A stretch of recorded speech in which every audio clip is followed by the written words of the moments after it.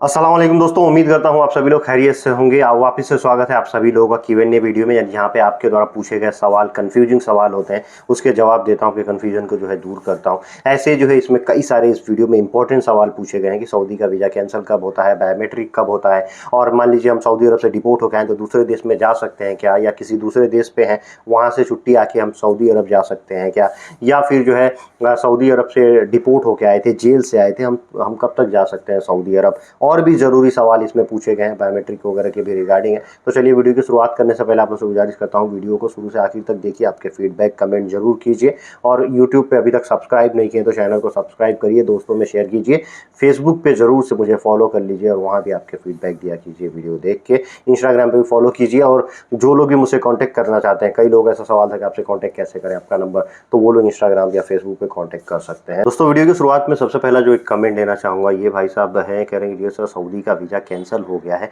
कैसे चेक करें। देखिए सऊदी का वीज़ा कैंसिल हुआ है या नहीं, ये चेक करने के लिए सेम वही रास्ता, आपके पास मोफा नंबर होगा, पासपोर्ट नंबर होगा, उससे ही आप जैसे मोफा चेक करते हैं कि आपका वीज़ा लगाने जैसे चेक करते हैं, सेम वही प्रोसेस है, वैसे ही आप जो है चेक करिए। अगर कोई डिटेल्स नहीं आ रहा है, या आपका पहले का वीज़ा लगा है तो पहले का डिटेल्स आ रहा है, तो समझिए आपका जो करंट वीज़ा है वो कैंसिल हो गया। कोई डिटेल्स नहीं आ रहा, आप पहले कभी नहीं गए हैं, आपका मोफा नहीं हुआ है, तो कोई डिटेल्स नहीं आएगा, तो समझिए आपका वीज़ा कैंसिल हो गया। अगर वही मोफा खुल जा रहा है, डेट वगैरह जो है वीज़ा का डेट दिखा रहा है, जब वीज़ा इशू हुआ था, वीज़ा नंबर इशू करके वीज़ा इवन इशूड और नंबर दिखा देता है, तो समझिए अभी कैंसिल नहीं हुआ है। एक भाई है, इनका सवाल बहुत लंबा है, कह रहे हैं सलाम भाई, उवैस अख्तर हूँ, सऊदी अरब में आया हाउस ड्राइवर के काम में और दूसरा काम दे दिया, 4 दिन में छोड़कर भाग गया वहाँ से। मतलब ये किसी काम में गया, वो काम नहीं मिला, फिर वहाँ से छोड़ के भाग गया। अभी 7 महीने से भी बोल रहे हैं कि कहीं और काम कर रहा हूँ, तो मुझे जो है यहाँ पे कफाला मिल सकता है क्या, या फिर मतलब इंडिया अगर आना हो तो, ये भी इनका जो है सवाल हो सकता है। देखिए कफाला लेने के लिए आपका इकामा वैलिड होना चाहिए, क्योंकि अब जो है आप इलीगल हो गए हैं, 7 महीने से ज़्यादा आपको हो गए हैं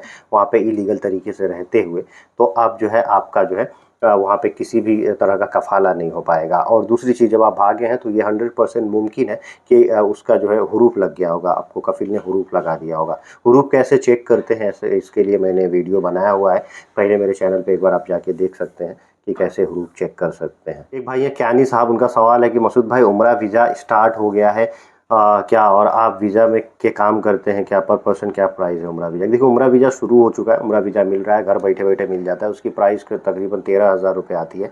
आप मुझे इंस्टाग्राम या फेसबुक पे जो है मैसेज कर सकते हैं, उसके रिगार्डिंग डिस्कस करके फिर आप मुझसे व्हाट्सअप पे जुड़ सकते हैं। अच्छा, एक और भाई हैं, कोई चैनल वाले कह रहे हैं कि सर सऊदी के फैमको कंपनी के लिए एसी टेक्नीशियन का इंटरव्यू दिया था, लेकिन ऑफर लेटर जो है वो एसी टेक्नीशियन का आया, वीज़ा किसी अलग प्रोफेशन का लग गया है। तो देखिए सऊदी अरब में अगर आप जा रहे हैं तो मैटर ये करता है कि आपका एग्रीमेंट किस प्रोफेशन पे हो रहा है, आपका ऑफर लेटर कौन से प्रोफेशन का है, वो वही काम जो वहाँ पे जाके आपको मिलता है। अगर जो है आपका वीज़ा जो है किसी और प्रोफेशन का लग जाता है तो उसमें घबराने की बात नहीं है, क्योंकि सऊदी अरब में या किसी भी कंट्री में मैक्सिमम वीज़ा जो है मैटर नहीं करता है। वीज़ा प्रोफेशन डिफरेंट थिंग होता है, कई केसेस में सेम प्रोफेशन वीज़ा के आते हैं, फिर आपको जो है उसका जो है यहाँ पे टेस्ट भी देना होता है तकामुल का, उसका अलग पैसा लगता है। तो नॉर्मल कैटेगरी का वीज़ा वो लोग दे देते हैं ताकि वीज़ा लगे, आसानी से आदमी वहाँ चला जाए। वहाँ पे जब इकामा बनता है तो इकामा प्रोफेशन जो है वो चेंज भी हो जाता है, तो ये बड़ी बात नहीं है। एक यूज़र है, इनका सवाल है, अस्सलाम भाई 2022 में जो है फाइनल एग्जिट आया था, मेरे ऊपर हुरूफ था, लेकिन मैं एम्बेसी से सब क्लियर करवा कर अपने टिकट पर आया था।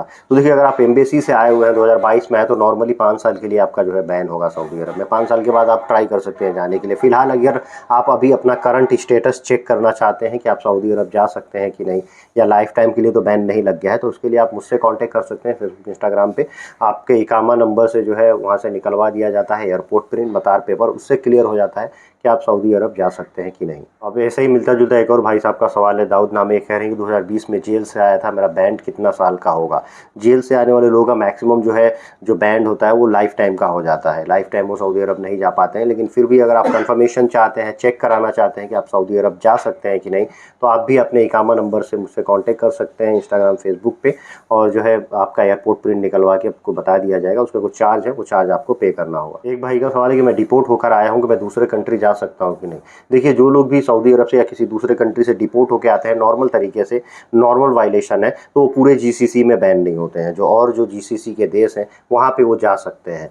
लेकिन जो बड़े क्राइम में इन्वॉल्व होते हैं वो, उन लोगों का जो होता है वो पूरे जीसीसी में बैन लग जाता है। वो पूरे जीसीसी में किसी वीज़ा पे नहीं जा पाते, उनका ट्रैवल बैन होता है। तो आप मेरे ख्याल से अगर काम करने गए होंगे तो नॉर्मल ही आपके ऊपर कोई ना कोई चार्ज होगा। तो नॉर्मल अगर बैन लगा होगा तो आप जो है दूसरे देश में ट्राई कर सकते हैं जाने का। एक भाई हैं फरहान अंसारी, ये कह रहे हैं कि भाई मेरा कफिल मुझे बहुत परेशान कर रहा है, अगर मैं छुट्टी आकर इसके पास नहीं आऊँ, दूसरे जगह चला जाऊँ, तो क्या वो मेरे ऊपर हुरूफ लगा सकता है क्या? तो देखिए, अगर अब से जो ये नियम शुरू हुआ है 16 जनवरी से, उसमें सऊदी अरब से कोई भी छुट्टी आता है तो छुट्टी एक्सपायर होने के बाद से जो है और कॉन्ट्रैक्ट कैंसिल होने के बाद वो जो है सऊदी अरब जा सकता है फिर दूसरे वीज़ा पे, कोई ऐसा प्रॉब्लम नहीं है। और जब आप वहाँ से छुट्टी आ जाते हैं अपने देश में तो आपके ऊपर वो हुरूफ नहीं लगा सकता है, क्योंकि आप लीगल तरीके से छुट्टी आए हैं और छुट्टी काट के आपको वापस जाना है, तो कफील उस पर हुरूफ नहीं लगाता है। लेकिन कई लोगों का सिस्टम में चेक करने के बाद से हुरूफ दिखाता है। तो अगर आप जो है आ जाते हैं, आपका भी हुरूफ दिखाता है या कई लोग ऐसा है कि दिखा रहा है हुरूफ, तो वो जो है एक बार एयरपोर्ट प्रिंट निकलवा के कंफर्मेशन ले सकते हैं। एक यूज़र है, इनका सवाल है कि मेरा नाम हसीब है